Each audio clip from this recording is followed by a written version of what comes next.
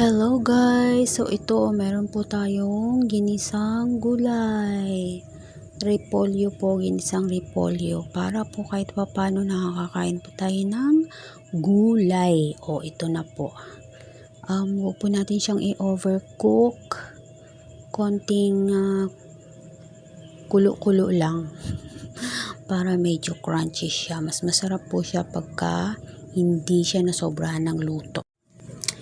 So, ito po, mag-ihaw po tayo ng liempo para po partner po natin sa ating gulay. Kasi si boss, gusto niya lagi merong kapartner yung gulay. So, ayan, para matuwa naman sila, okay, mag-ihaw tayo ng paboritong liempo. Ayan po, yung liempo po ay, binabad ko lang po yan ng sandali. Madalian lamang.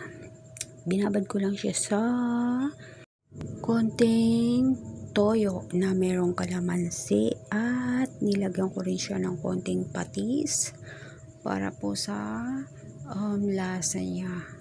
Hindi na po ako naglagay ng mga kung ano-anong seasoning, yun lang po ang aking nilagay. Pero tingnan nyo po, masarap siya. Eto na, babaliktad-baliktad na natin. Ayan na po, ang sarap niyan. Siyempre, sabihin ko masarap, no? Ang sarap niya, nagustuhan po nila. Maganda yung pagkaluto. Talagang hindi siya nasunog, hindi rin hilaw.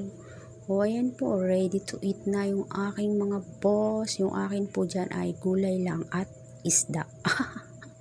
Di muna ako kakain ng liempo. Kaya pa naman. So ayan, fish da lang sa akin. Sapat na po yan.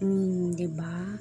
At least meron silang ulam. Okay na po yan. Okay, so let's eat. Kain na po tayo guys. Maraming salamat. Gayahin nyo po yung pag-ihaw ko. Walang kahirap-hirap.